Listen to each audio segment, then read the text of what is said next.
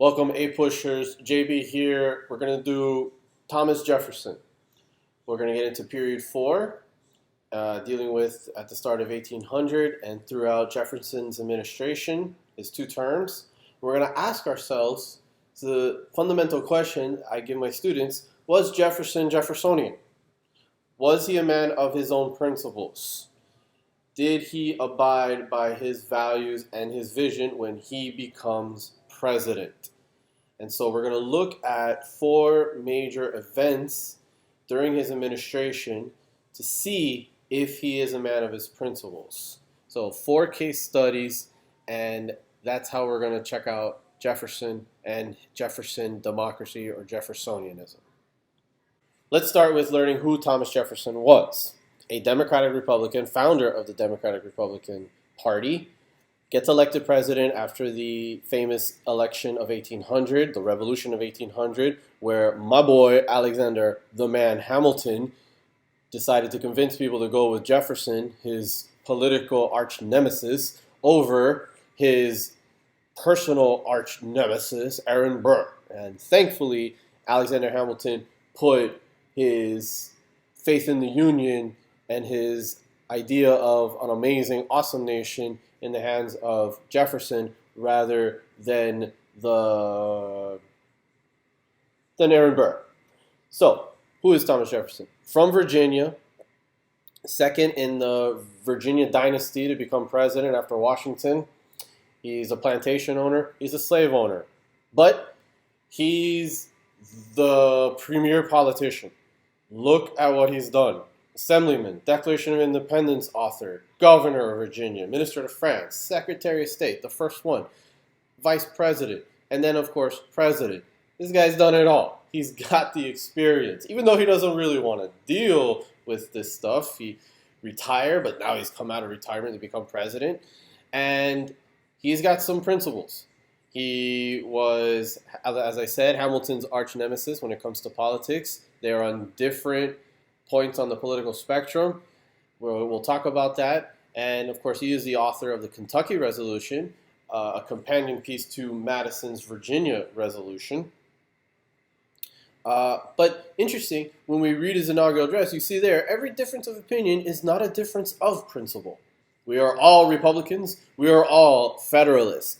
And I ask my kids to analyze that. What does he mean by that? Where are we coming from?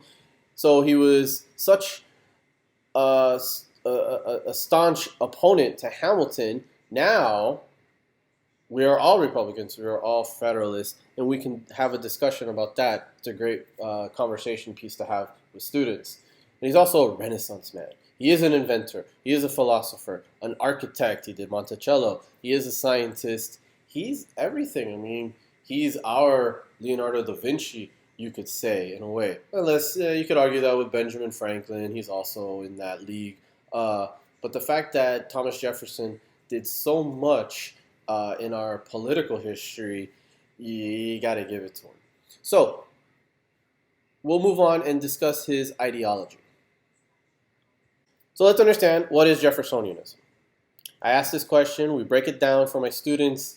That way they understand what Jeffersonian democracy is, what his principles are, and that way it can better give a foundation to answer our fundamental question of, was Jefferson Jeffersonian? Did he fulfill his principles? And we first start with the most important aspect of Jeffersonianism is civic virtue and republicanism. The idea that each citizen has a civic duty. They have a role. They have a responsibility to serve in their republic. They must vote. They should be given that right to vote, and they must be well informed. They must be involved. They must understand the politics. That's why education is paramount. He believed that people had a good moral foundation, that people could make the right decisions in everyday life and be good. Now we have to focus on getting them to be an active participant in the American political system. Now, interesting how he has kind of a positive approach to the American people. He didn't want just anyone in Congress. He didn't want anyone being president. He didn't want anyone in the state legislature. He believed in the natural elites, those with superior talents and superior intellect. Those are supposed to be the people in charge. Those are supposed to make the big decisions. Those are the ones that are going to get elected and represent the people. They know better. And obviously, he's going to consider himself one, and he's got a point. He's definitely up to par with that. But he also believed that because of this understanding of their civic responsibility, of course, giving it to the natural elites, that we want to resist corruption. And that's what his big issue was with the Hamiltonians, with the Federalists. He felt that they were too involved, too closely bonding with the old world, with the old aristocracy, trying to go back to those old world foundations and principles. And we want to get away from that. We want to support and defend the American republicanism. And that's what kind of leads into his scope of this new federal government, of federalism. And he was a states' rights kind of guy. He wanted the states to be the ultimate power. If he was here at the time, he would have been probably an anti-federalist. He's still trying to wonder how far this Constitution is going to go. And he's big on the states. He believes in a strict interpretation of the Constitution. He's a strict constitutionalist, strict constructionist. If it isn't in there, then you don't have the power. We need to read the Constitution exactly. As opposed to Hamilton, who says, hey, I'm going to look at it broadly. I'm going to loosen it up here. Okay? All right? Especially that famous necessary and proper clause. Hamilton loved that. That's why we got the bank. That's why we get the debt plan. And Jefferson was a major opponent to the bank. And he said, if there's no bank in the Constitution, then there should be no bank. He also believed in a dominant legislature. That's where the power should be. That's where most of the founders believed that power should remain or should be concentrated in a dominant legislature. And that judiciary, especially the one set up by the Constitution, should be weak. We're not too sure. He was really not too sure about that judiciary. He wasn't sure about the Supreme Court. He thought maybe there was just too much power there to overturn all the legislation that the Congress could pass, overturn states' decisions and laws. He was really worried about that. And he was really worried about the idea of a standing army and the idea that the president was commander-in-chief, and that he preferred economic coercion. And instead of having this army at the ready, he felt that he was afraid that this army could be used against the people of the United States instead of its intended purpose of providing a defense and, if need be, to engage a foreign enemy for any reason.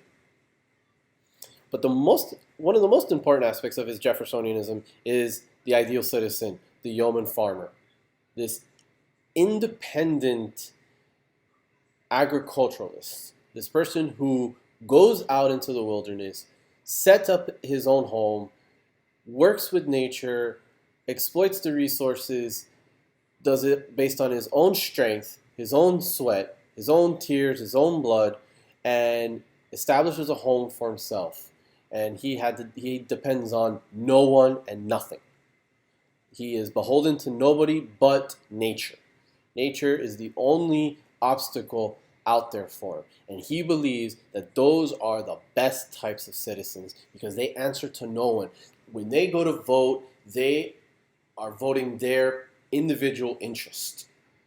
They understand responsibility because they have to be responsible to themselves and to their family and to their home that they established, that they built. And given that they're educated, they understand the political system, but the idea of understanding responsibility and that rugged individualism that we see, the yeoman farmer is the best type of citizen according to Jefferson, as opposed to the worker in the factory who is beholden to the factory owner. That was his worry. His worry was that citizens would be unable to vote their conscience, to vote their interests, because they are beholden to a higher power, to that factory owner, that the factory owner will persuade them to vote a certain way. And this also leads into the idea of his agrarian society, agriculture over industry, over banking. And we want an agrarian society because we want to be able to be responsible, be able to sustain ourselves. And if we have a citizenry of yeoman farmers, we don't have to worry about having to feed everyone. We can feed ourselves. And if we get more into industry, if we start seeing this social stratification that we saw in the old world, that we saw in Europe, those owners could be the new nobility. And the factory workers, the industrial workers, could be the new serfs. And we don't need class conflict. In this agrarian society of yeoman farmers, everyone's on the level, everyone's on an equal plane, everyone understands that they're going to vote their interests, they're conscious, what they believe in, rather than serving the interests of, again, artificial elites, those factory owners, those bankers. And then we get the Empire of Liberty in his foreign policy. He wanted to spread the ideals of American republicanism, of democracy, of liberty across the nation, across the continent, and across the world. We need to be that city upon a hill. We need to show the world we're going to prove ourselves right. We're going to prove to everyone it's going to work here. That our principles, our values that we fought and died for in the revolution, that we are going to prove the philosophies of Locke and Voltaire and Montesquieu. We're going to prove them right. We're going to show the world that it's going to work here. And he agreed with Washington's farewell address about avoiding entangling alliances. We don't want to get involved with Europe's mess. He already wants to avoid mirroring and reflecting Europe's old world society. Now we don't want to get involved in the European perpetual war. And then we look at society. When it comes to women, he believed in the idea of Republican motherhood. He believed women should remain home, though. Teach them how to be good citizens, but you don't get the right to vote. Sorry, ladies. All right? He believed that natives were capable. Those noble savages, they just haven't caught up to white civilization. As a slave owner, he does have the racial ideal of white superiority over black inferiority. And when it comes to organized religion, he was a proponent of the separation of church and state. We've heard of his Jefferson Bible. And so these are the Jeffersonian principles. Let's see if Jefferson is Jeffersonian when we get into our case studies. Okay, we're going to look at 4 case studies. So remember, our fundamental question, was Jefferson Jeffersonian? We got the Jeffersonian democracy down, Jeffersonianism down. Let's see, when he's president, does he follow through with his own principles? We're going to look at the federal judiciary. We're going to look at the Louisiana Purchase. We're going to look at how he deals with the Barbary pirates. And then we're going to look at the famous or infamous Embargo Act of 1807. There's a great opportunity to introduce the first political party system.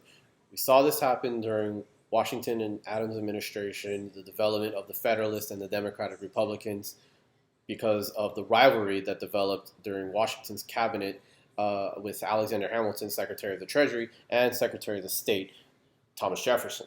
So Hamilton's Federalists, remember, strong central government, loose interpretation of the Constitution, big on industry, big on commerce, the rich, the well-born, the able, the merchants, the bankers. Hamilton believed in the debt plan, the bank, and how trade is very important, very vital to the development of this nation.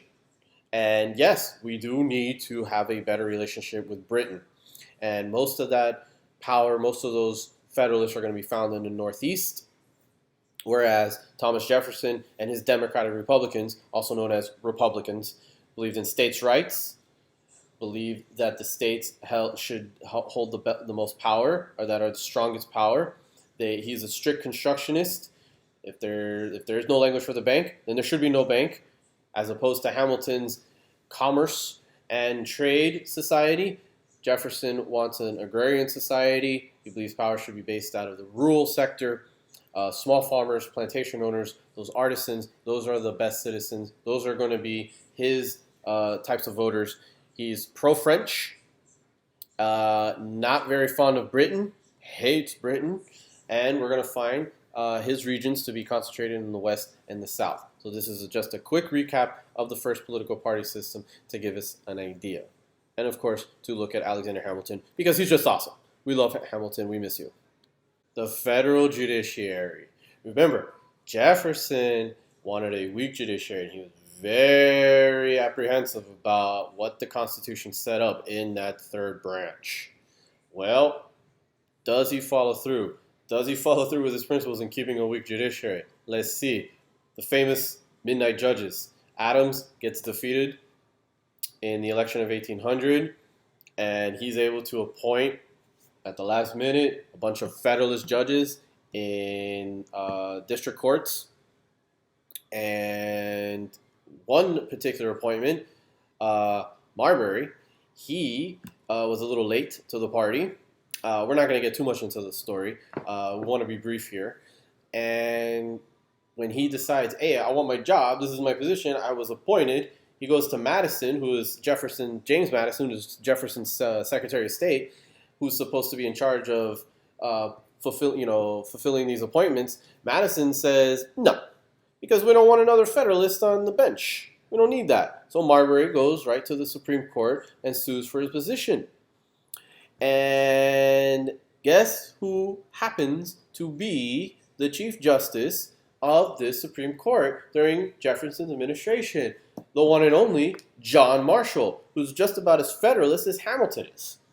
And he looks at this opportunity and says, oh, thank you, I love this case. This is so awesome, thank you so much. So when he makes this ruling, Marshall actually says, yes, Marbury, you're entitled to your position. You should be given your appointment. You should be sitting on that bench. However, you can't get it the way you sued. The way you sued, we can't give it to you. We just don't have that kind of jurisdiction. And you'd figure, wait a minute, what is a staunch Federalist doing? What is he doing? Why is he not giving this Federalist judge the bench? He should just say, like, hey, here you go. Because Marshall sees the big picture. He sees a great opportunity. And right there in that quote, it is emphatically the province and duty of the judicial department to say what the law is. He's echoing Federalist 78, written by Alexander the Man Hamilton. And there is where he gets to establish the concept of judicial review.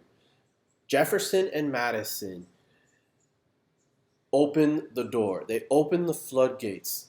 And that judiciary has established a concept that is nowhere in the Constitution at all, and gave itself immense power to interpret the laws that Congress makes, that directly elected and state legislature elected at the time developed and were signed by the president. That judiciary can now overturn them, rule them unconstitutional. He sacrificed Marbury for the sake of granting the Supreme Court vast interpretation power. And Jefferson said, oh no, what did I do? Why didn't I just give this guy an appointment? Now look what I did. So was Jefferson Jeffersonian? Well, was that just by accident? Did Jefferson hope for that? Did he say, no, I really want to expand the judiciary? Or that was just the way it played out? Well, let's look at these impeachments. Because the Democratic Republicans who took over Congress after the election of 1800 decided to go on a tear to impeach justices. One, including John Pickering, who they got. That guy deserved to get impeached and removed from the bench. Yeah. But then they went after a Supreme Court justice, Samuel Chase, who they thought was making decisions more political than legal. And eventually, the Senate said, wait a minute, hold on, you know, we can't get this guy off for thinking that it's political. That's a slippery slope. We need to settle down with the impeachments. But despite that, and you figure like, hey Jefferson, what are you doing? Are you being a little too political yourself here? You know, you talk about, hey, let's go after the guy that's making political decisions on the bench, and yet you are using this impeachment power very, very, very inappropriately, or as the Federalists would argue, he is.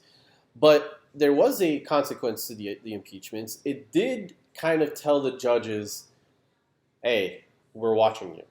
There is this impeachment process that we're willing to use. And so it kind of forced the court to be more legal in their decisions to avoid the partisan politics. Do we see that today? It's up to you to argue and discuss with your students. But was Jefferson Jeffersonian when it comes to the federal judiciary? Was he able to preserve a weak judiciary? Well, something to think about. We have judicial review, but we also have the threat of impeachment that is making the judges a little bit more cautious when they make decisions. So something to consider when we discuss it with our students. Okay, the Louisiana Purchase. Was Jefferson Jeffersonian when the United States purchased that land west of the Mississippi from Napoleon? Let's talk about this. I'll try to be brief. So Napoleon thinks, I want a vast world empire. I want an American empire and a European empire. But things aren't working out because there happens to be the Haitian Revolution going on. And that's kind of, messing up the plans that Napoleon has. And he figures, maybe I can sell this land. And Jefferson sends over ambassadors to negotiate a deal. And they are able, when they get there, they're able to get it for $15 million.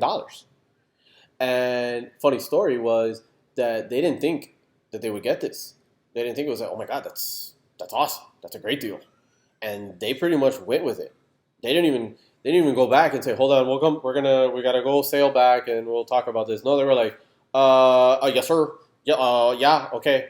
And then when they eventually went back and they told Jefferson, and he's all like, well, did you say yes? Well, yeah, bro. So, however, this is amazing. This is a great deal. This is the best real estate deal ever. However, even though it'll double the size of the United States, Jefferson has a plan. He says, this is awesome because this will fit into my agrarian society. I can expand the empire of liberty. There'll be more yeoman farmers. And then the Federals said, excuse me, sir, Mr. President, where do you have the power to negotiate land purchases? Please show us in the Constitution, Mr. Strict Constructionist. Where is it? And of course Jefferson reads and he says, oh, right, I don't really have that power. If I were to read this according to strict constructionism. And the Federalists said, yeah, you see, but we're also going to oppose it because we don't need more West and South to build up the Democratic Republican Party. The Federalists want to try to weaken. They're making a political decision. The Federalists should actually embrace this deal. As a matter of fact, Hamilton said, this is awesome. Because Hamilton is awesome. Hamilton, I don't care what people have to say, oh, he's elitist, oh, he hates Jefferson, he's going to do whatever he wants. He was not like that. Hamilton was all about the country. He was all about the nation. He was about the Union. And he looked at this deal and he said, I know this is going to make the Democratic Republicans be better and bigger and stronger, and it's going to make Jefferson look more amazing and more awesome. But you know what? The country is going to be more amazing and more awesome and bigger and better. And that's what matters. And yes, we need to purchase the Louisiana territory and expand our nation. There are so many vast resources here. We got to get it. And so he was he told his Federalist buddies, hey, I like this. This is a great deal. And but what is Jefferson supposed to do? Where does he find this power? Because it's not in there. It's not in the Constitution. Where does he get it? What could he do? So he says, I'm going to kind of look at this as a treaty because I have the power for treaties, and that's how I'm going to do it. That's how we're gonna write it. Let's write it like that. Let's write it like a treaty. So he's able to purchase all this land for $15 million. Now, here's the best part of the story, because of course, Hamilton. Where's the United States supposed to get $15 million? Where do we have that? We're a pretty young country. Well, Jefferson probably was all like, ugh, can't believe I have to do it this way, but I guess it worked out. The way we were able to finance this deal was because of Hamilton's debt and bank plan. Because we were able to develop our credit, we were able to get British underwriters for this deal. We were able to get the financing. Oh, we had to use British banks on this one, so I bet Jefferson was loving life. So we purchased land from Napoleon, financed by British banks, underwritten by British banks, and totally because of Hamilton's economic plan that Jefferson fought during Washington's administration. And then, of course, as you can see, when we get the land, Jefferson sends a scientific expedition with Lewis and Clark to find a way all the way to the Pacific and find the best way. And you can see, following the rivers, following them, those are the waterways. That's how the Lewis and Clark were able to do their reconnaissance mission to explore the fauna and the flora of this new land, and of course get to the Pacific. So let me ask you, was Jefferson Jeffersonian here? Was he Jefferson? What were his principles fulfilled? Or was he a big hypocrite? Well, something to think about. We do have more land for yeoman farmers. We're going to strengthen our western and southern political regions. We will expand the Empire of Liberty. But, hey, hold on. Where do you get the power for that? And British banks. And Hamilton's plan. And Mr. Strict Constructionist. I don't know. How are we going to answer this? What are your kids going to say? Question to think about as we move on. Now we come to the Barbary pirates, or Tripoli pirates. During Washington's administration, these pirates were obviously being pirates and looting and plundering American commercial ships. And in order to stop this, Washington and Adams took the opportunity to pay bribes. They paid the Barbary states. Those Barbary state governments, that was their economy, was looting and plundering commercial ships. And Washington and Adams said, just pay them off, get rid of it. When Jefferson comes to power, the Barbary states decide, hey, you know what? Let's increase the bribes. And Jefferson said, hey. He was willing to just keep paying them. He was going to say, like, hey, at Washington Adams prices, I'll keep paying you and just be done with you. But when they increased the bribes, Jefferson said, I don't agree with this. No, there's no way. But what is he going to do? How is he going to protect American interests? How is he going to protect American lives? He's got to do something. What is he going to do? Does he agree to the bribes? Well, he decides to send the Navy. A man that was not too fond of standing armies in the Navy. He thought that they were a threat more to the American people than to the rest of the world. And he decides, this is what I'm going to do. Rather than pursue economic coercion, as I am doing with Britain and France, I'm going to send in the troops. And that's exactly what he does. He sends in the Navy, he sends in the Marines to do some rescue missions, to defend the interests of Americans, and it works. we are able to sign a treaty with the Barbary states that is more in our favor, that protects us. And let me ask you, is Jefferson Jeffersonian? Why didn't he pursue economic coercion with the Barbary states? Why did he send in the troops? Why is he sending in the military? Was this a desperate measure? Were his hands tied? Couldn't he just pay the higher price? Hey, maybe it's due to inflation. Why didn't he just pay that?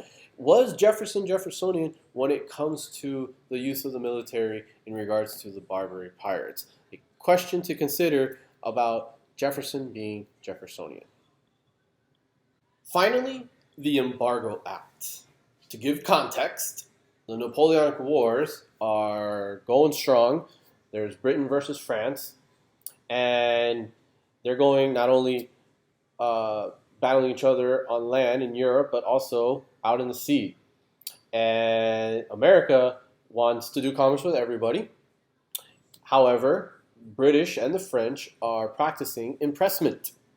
They're seizing American ships, seizing American soldiers. The idea is that, well, we're seizing the ships so that we can find any deserters. And sometimes the British get a little too ambitious and decide to think, oh, well, that looks like him. And we get an American, a true American citizen, that gets impressed into the British or French Navy. This is not something Jefferson tolerates, nor do Americans tolerate, because it's a violation of our basic principles, our fundamental rights. And what is Jefferson going to do about it? Well, is he going to send in the Navy and the Marines like he did against the Barbary pirates, against the Barbary states?